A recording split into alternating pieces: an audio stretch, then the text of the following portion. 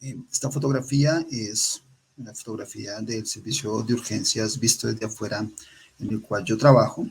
Y hablando de emergencias dialíticas, traigo y quiero empezar con un caso clínico de un paciente que, como pueden ver en la diapositiva, consultó el 8 de este mes al servicio de urgencias nuestro. Fue un señor de 69 años con antecedente de hipertensión arterial, diabetes mellitus, sin conocer que tuviera algún tipo de enfermedad renal.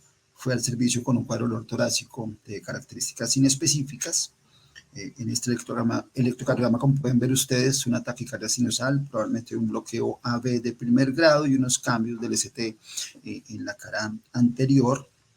Minutos después, el paciente hace unos cambios electrográficos que podemos ver aquí. Un paciente con un RR regular, sin ondas P, un QRS ensanchado y unos cambios del ST un poco más marcados en la cara anteroseptal. Ahora, con este electrocardiograma se sospecha probablemente que el paciente está cursando con una hipercalemia, realizan unos gases arteriales ante esta sospecha y ven una acidosis metabólica de anion CAP elevado asociado a una hipercalemia marcada en gases 9.4, lo que permitió instaurar unas medidas en la sala de reanimación que llevaron a un buen desenlace al paciente. Vamos a hablar un poco de historia de la lesión renal aguda para que podamos contextualizar un poco la situación. Entonces, desafortunadamente, algunos avances de la medicina están ligados a las guerras y es desde la Segunda Guerra Mundial cuando empiezan a hacer reportes de pacientes con lesión renal aguda. Desafortunadamente, en ese momento pues, no teníamos cómo ofrecer una terapia dialítica y la gran mayoría de los pacientes que desarrollaron una lesión renal aguda que terminaba en algún grado de severidad, muy probablemente terminaban en un desenlace fatal. Luego, en 1840, en esa década, empiezan a aparecer series de casos reportadas en la literatura médica. En ese momento, tal vez las únicas estrategias farmacológicas que tenían disponibles eran encaminadas todas a disminuir la posibilidad de complicaciones, con la intención de disminuir la posibilidad de uremia, de hipercalemia. Lo que se hacían eran unas terapias dirigidas a restricciones nutricionales, bajas en proteínas, bajas en potasio y con volúmenes de líquidos muy bajos para evitar las complicaciones porque no había la forma de resolver la situación esperando que revirtiera esa lesión renal aguda y los pacientes no empeoraran, porque de lo contrario los pacientes iban a fallecer.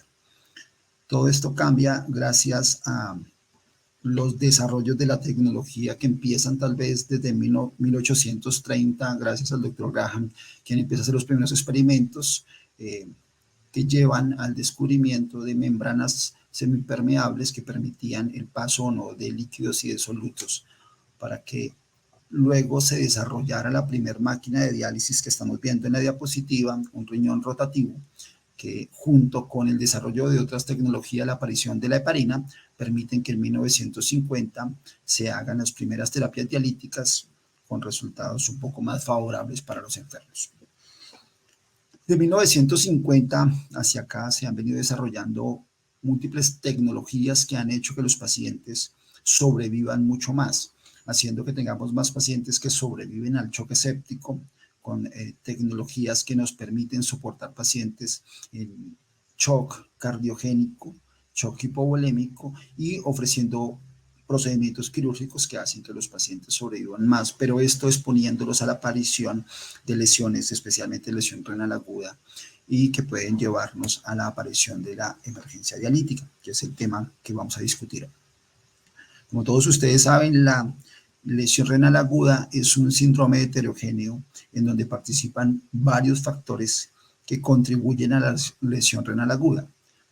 Lógicamente se necesitan algunos factores de riesgo de base del paciente que hacen que sea más susceptible a este tipo de lesiones, pacientes hipertensos, diabéticos, ya con algún tipo de lesión renal crónica, al ser expuestos a episodios de hipoperfusión tisular, que pueden ser secundarios a episodios de bajo gasto cardíaco, en el contexto del shock, o pacientes que por congestión venosa, dadas reanimaciones hídricas agresivas pudieran llevar a que las presiones intraabdominales y las presiones venosas renales se aumenten y favorezcan la lesión renal aguda.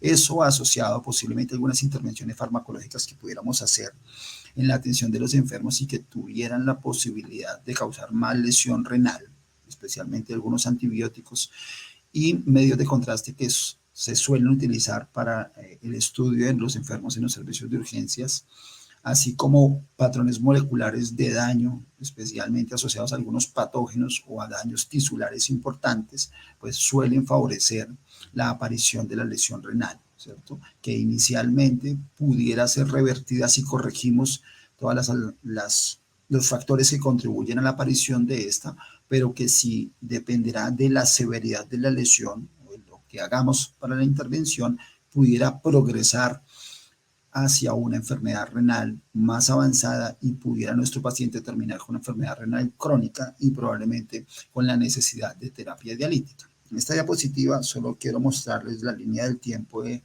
los pacientes con lesión renal aguda. Se llamará así en los primeros 7 días de la enfermedad, pero si se prolonga un poco más allá, se llamará enfermedad renal aguda. Y si esta supera los 90 días, se establece el diagnóstico de una enfermedad renal crónica. Como el tema en discusión son las emergencias dialíticas, quiero enunciarles que un paciente puede presentarse con una emergencia dialítica en cualquier momento de esta línea del tiempo. Yo puedo tener un paciente con una lesión renal aguda que al tercer día haga una sobrecarga hídrica y eso asociado a un estadio de anuria completa, pues haga necesario que el paciente requiera terapia dialítica. Entonces, es importante tener claro que en cualquier momento de esta línea del tiempo mi paciente puede consultar o presentar una emergencia dialítica. Clásicamente nos han enseñado las causas de la lesión renal aguda, nos las han clasificado en prerrenales, renales y porrenales, siendo la prerrenal la más frecuente, que corresponde hasta el 70% de los pacientes con lesión renal aguda, y en las unidades de cuidado intensivo el choque séptico representa el 50% de esos pacientes. Entonces, que tal vez sea la posibilidad que tengamos de intervenciones tempranas que eviten que nuestros pacientes progresen hacia una lesión renal aguda que necesite intervenciones importantes. Entonces, como les había dicho, la lesión renal aguda es una condición frecuente en los servicios de urgencias que le suma una alta morbimortalidad a los pacientes, lo que hace que los que estamos allí trabajando en estos servicios tengamos que hacer una búsqueda astuta de las causas que favorecen la lesión renal aguda, ¿cierto? Que nos permitan ofrecer una terapia oportuna a la causa que está llevando a mi paciente a una lesión renal aguda. Y también debemos hacer una búsqueda astuta que nos permita diferenciar a aquellos pacientes que definitivamente van a necesitar terapia de reemplazo renal o de aquellos pacientes en los cuales pudiéramos realizar algunas intervenciones que eviten que el paciente termine con el requerimiento de esta terapia.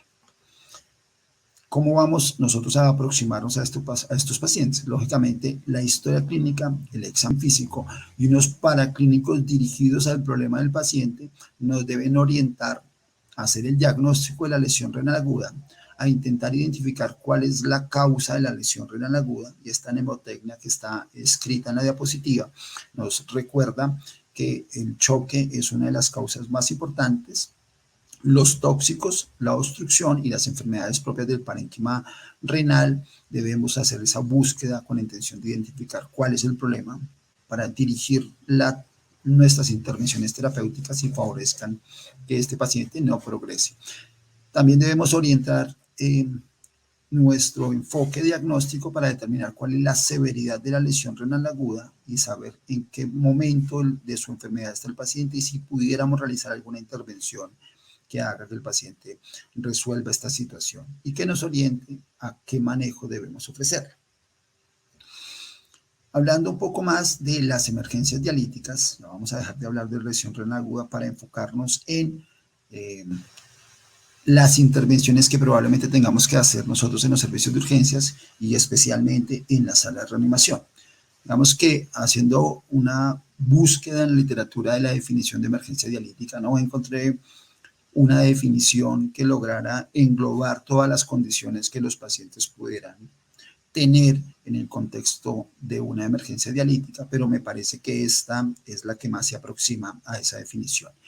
Y como está escrito allí, es aquella condición en la cual nosotros presumimos o sospechamos que nuestro paciente en las próximas horas va a necesitar de soporte dialítico. En esta diapositiva están enumeradas las que posiblemente son los diagnósticos más frecuentes de las emergencias dialíticas. El edema pulmonar en el paciente anúrico o oligúrico que no tiene una respuesta favorable a las intervenciones, el paciente con hipercalemia, con cambios electrocardiográficos o con hipercalemias severas que no responden al tratamiento, algunas otras alteraciones electrolíticas, la hipermagnesemia, la hipercalcemia, la hiperfosfatemia, síndrome de lisis tumoral, hipercalcemia maligna, la uremia, ¿cierto? Especialmente los pacientes que cursan con las complicaciones de la uremia, encefalopatía, taponamiento cardíaco, hemorragias, especialmente el tubo digestivo alto, pacientes con acidosis metabólica severa que no responde a las intervenciones farmacológicas y algunos tóxicos que pudieran beneficiarse de terapia dialítica. Entonces vamos a intentar organizar las intervenciones que probablemente necesitemos hacerle a esos pacientes en la sala de reanimación con la intención de favorecer que ese paciente no tenga un desenlace fatal y podamos ofrecerle una terapia dialítica temprana. Pero mientras eso sucede, hay que hacer algunas intervenciones que les voy a mostrar para favorecer que nuestro paciente tenga un desenlace adecuado.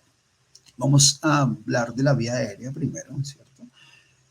La vía aérea en el paciente con una emergencia dialítica, pues pudiera ser necesario intubar un paciente, ¿cierto? Sobre todo en el contexto de un edema pulmonar con episodio de falla respiratoria, que requiera algún tipo de soporte ventilatorio, algunos otros pacientes con inestabilidad hemodinámica o algunas alteraciones ácido-bases muy severas que requieran la intubación. Digamos que la vía aérea en estos pacientes ha sido definida como una vía aérea fisiológicamente difícil, tiene unos problemas importantes que debemos tener en cuenta antes de tomar la decisión de la intubación para que inicialmente o antes de la intubación intentemos reanimar a nuestro paciente para evitar que haga complicaciones y nos puedan favorecer una parada peri-intubación. Esos problemas que debemos intentar resolver antes de la intubación son la inestabilidad hemodinámica, la hipoxemia severa, la acidosis metabólica severa y la hipercalemia.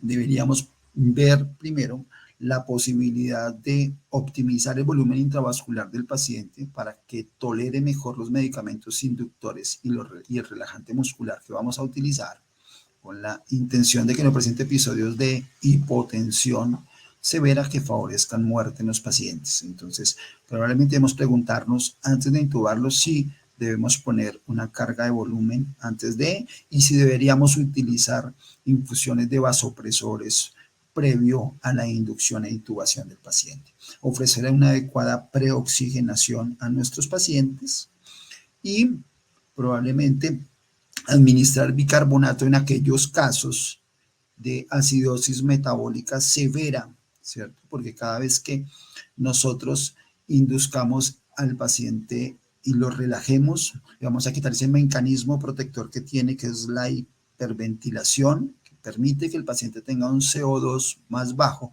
y probablemente un pH más cercano a la normalidad. Cuando le quitamos el mecanismo de defensa con el manejo que le estamos ofreciendo, con la inducción y relajación, probablemente ese pH caiga a valores muy bajos que sean muy peligrosos para el paciente y puedan favorecer una parada perintubación. Y lógicamente, en el momento en que tengamos que tomar la decisión de relajante muscular, no vamos a utilizar la succinicolina porque todos conocen que esto favorece el aumento del potasio, sobre todo si estamos frente a un paciente en su emergencia dialítica, es la hipercalemia.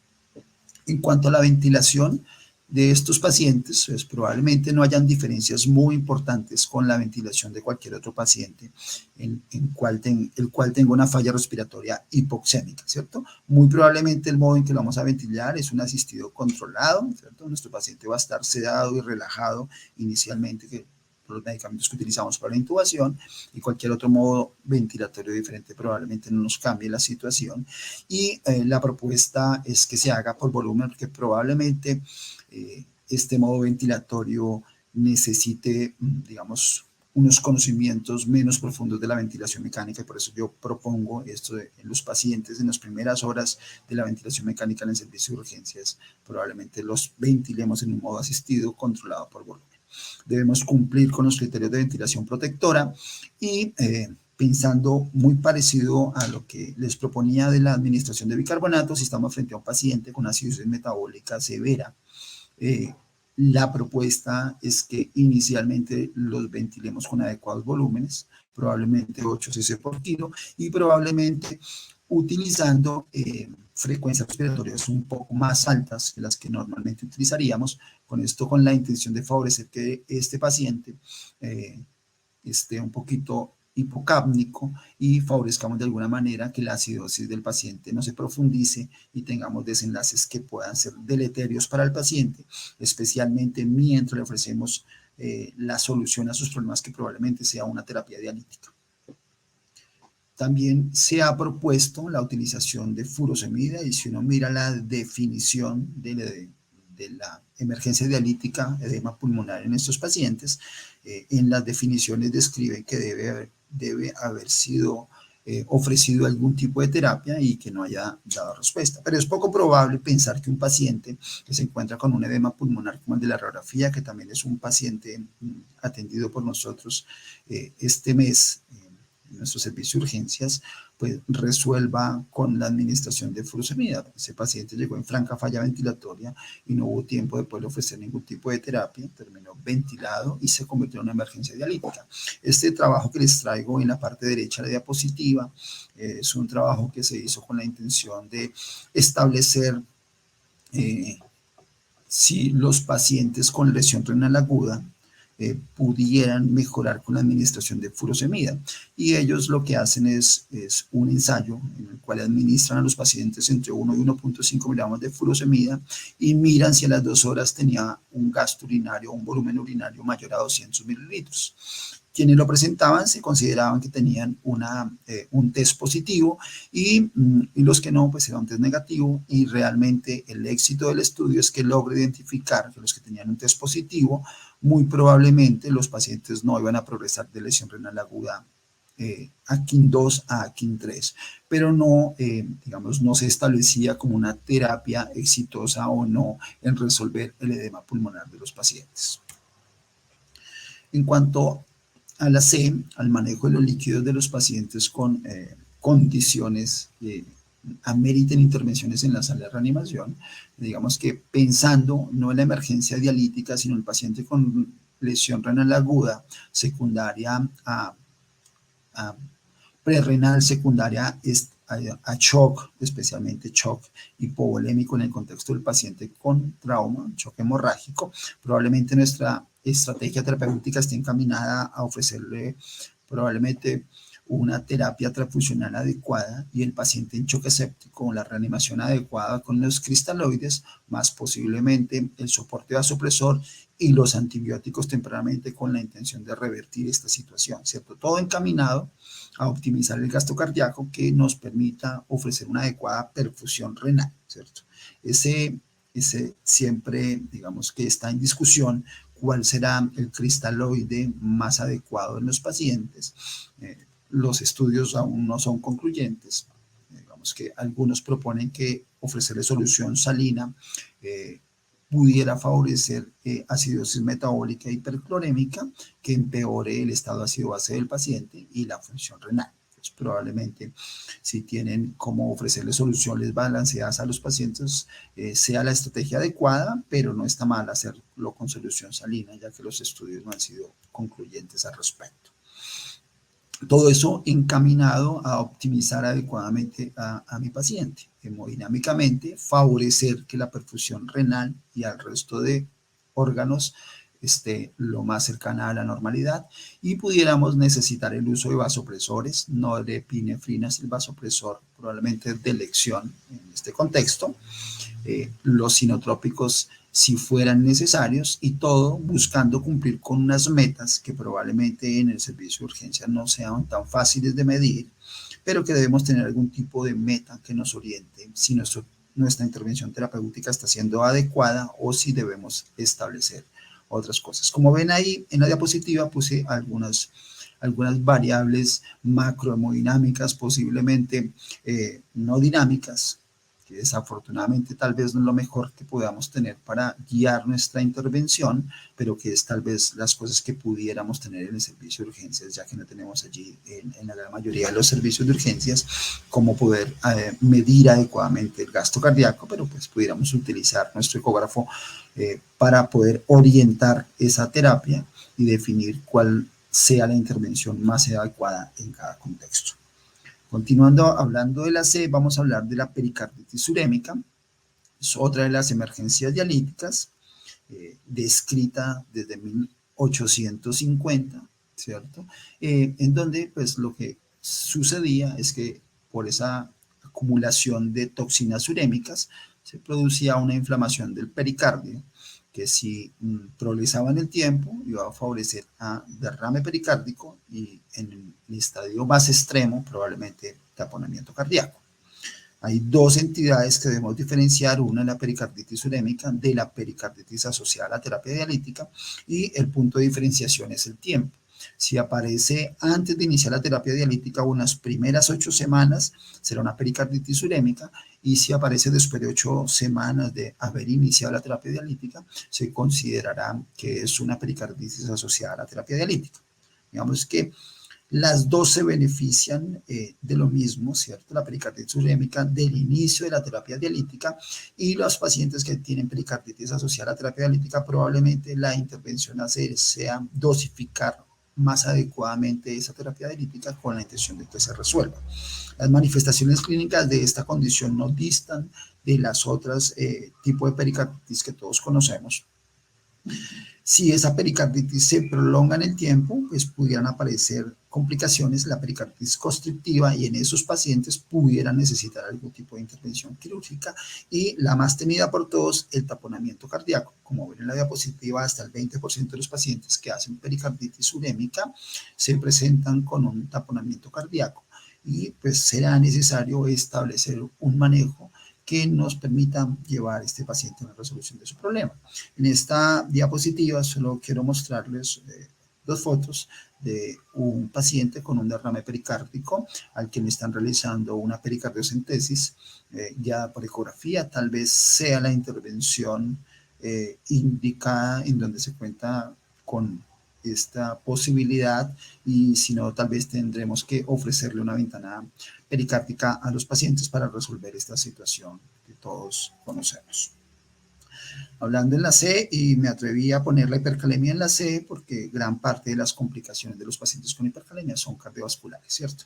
Entonces, por eso está puesta ahí, y es una diapositiva que se ve un poco cargada y que tiene la intención de resumir todas las intervenciones de los pacientes con hipercalemia que pudiéramos atender en el servicio de urgencia, ¿cierto? Unas intervenciones que irán dirigidas a estabilizar la membrana celular, otras que irán dirigidas a favorecer el paso del potasio del espacio extracelular al espacio intracelular, y otras que irán encaminadas a eliminar el potasio de nuestro sistema. Entonces, la hipercalemia, hay diferentes definiciones, pero pues digamos que esta definición que les traigo aquí es del Consejo Europeo de Reanimación, en donde definen que un paciente se clasifica como hipercalemia cuando tiene un potasio mayor a 5.5. La siguiente pregunta que nos debemos hacer es si nuestro paciente tiene cambios electrocardiográficos. Si tiene cambios electrocardiográficos, estaría indicada la administración de medicamentos que tengan como objetivo estabilizar la membrana celular. El gluconato de calcio es el medicamento probablemente de elección, ¿cierto? Una ampolla de gluconato de calcio cada 5 minutos hasta que nosotros tengamos resolución de los cambios electrocardiográficos.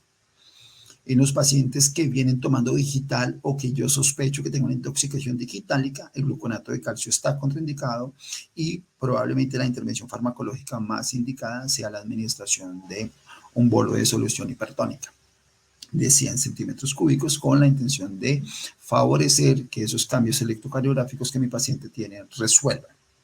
Además de eso, yo debo administrar al paciente una dosis de insulina junto con una carga de glucosa para evitar la posibilidad de que mi paciente haga hipoglucemia, con la intención de que con esa insulina se active la bomba sodio-potasio ATPasa y favorezca el paso de potasio del espacio extracelular al espacio intracelular. Y en ese contexto, en donde yo tengo un paciente con una hipercalemia y cambios electrocardiográficos, debo, además de eso, ofrecerle administración de beta-2 agonistas.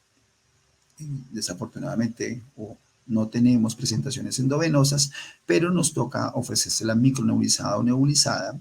Y nebulizada, tal vez la intervención más fácil para todos sea dispararles salbutamol, ¿cierto? 4 puff cada 20 minutos, al menos por la primera hora, con la intención de favorecer disminución del potasio en el espacio extracelular. Debemos tener precaución con los pacientes que están taquicárdicos y los pacientes que tienen enfermedad cardiovascular de base, pudiéramos favorecer algún tipo de aparición de arritmia, ¿cierto? Y debemos pensar si es prudente administrarle una carga de bicarbonato a ese paciente. Se le pudiéramos ofrecer si tenemos una situación, digamos, de mucho riesgo, y que debemos tener claro que solo se benefician del bicarbonato los pacientes que, además de estar hipercalémicos, están acidóticos.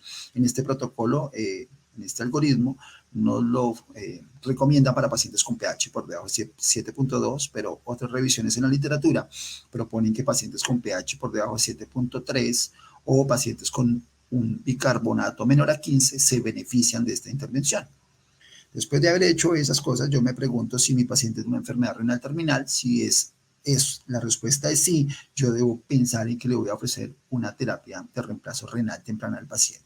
Si la respuesta es no, yo me pregunto si mi paciente aún tiene gasto urinario o no. Si la respuesta es sí, mi paciente está en oliguria, yo debo intentar ofrecerle la posibilidad de respuesta con furosemida, a ver si logramos con la diuresis favorecer pues, diuresis de potasio. Digamos que es un poco discutido porque se necesitaría una respuesta muy favorable de los pacientes, unos volúmenes urinarios por encima a 1000 para poder favorecer la eliminación de potasio en la orina.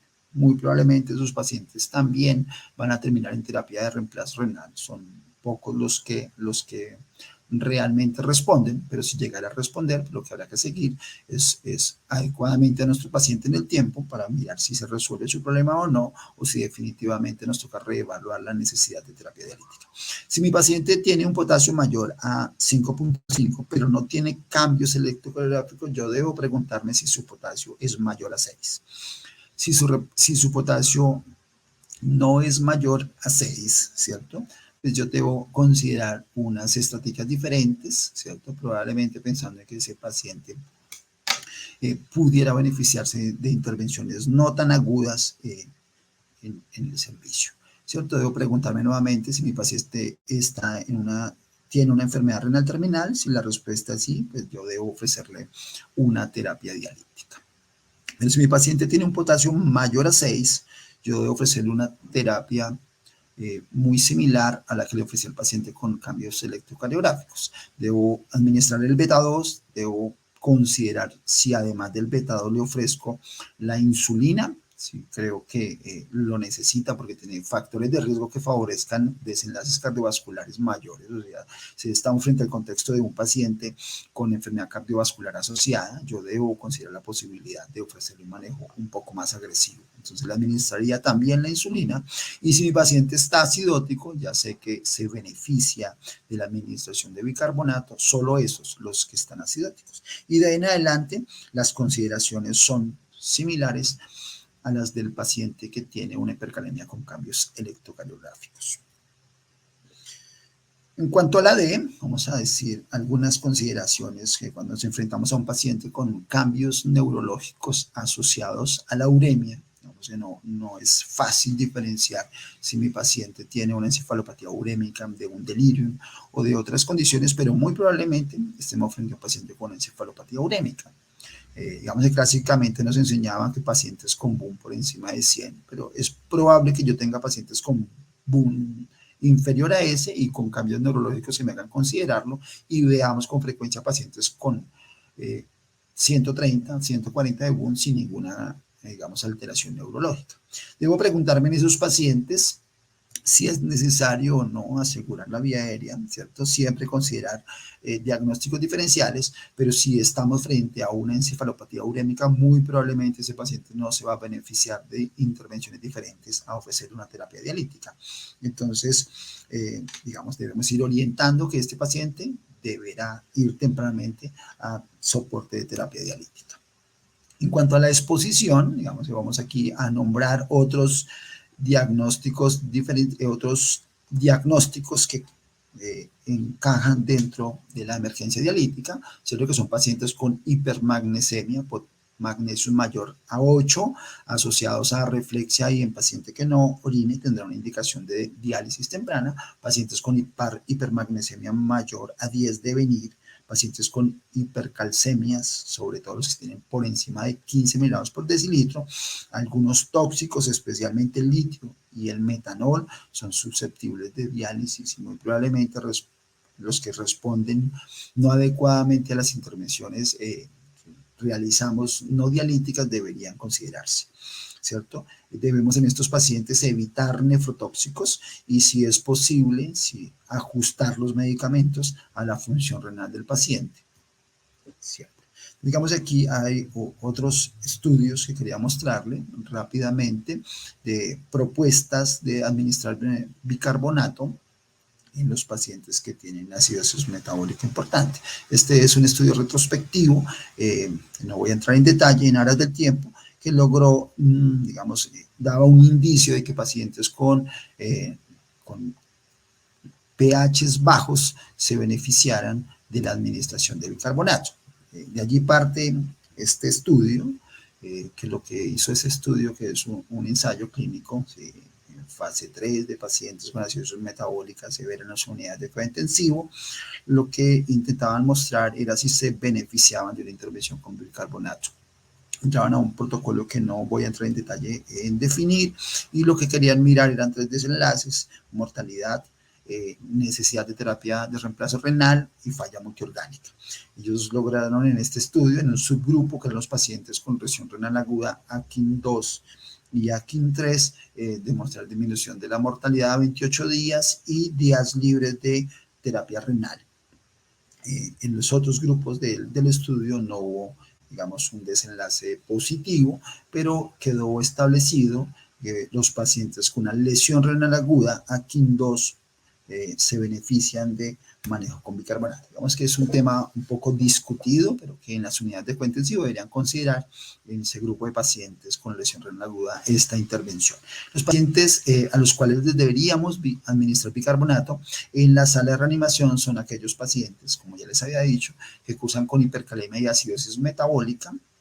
Los pacientes que vamos a llevar a intubación orotraqueal, que tienen una acidosis metabólica profunda, con la intención de no favorecer muerte peri-intubación, como les acabo de mostrar en el estudio anterior, pacientes con lesión renal aguda AKIN2 y 3, y algunos proponen que pacientes con choque refractario asociado a acidosis metabólica severa, probablemente corrigiendo un poco el pH y el estado ácido base del paciente, respondan mejor a los vasopresores y a los inotrópicos, por lo que uno debería considerar la posibilidad de administrarlos a los pacientes.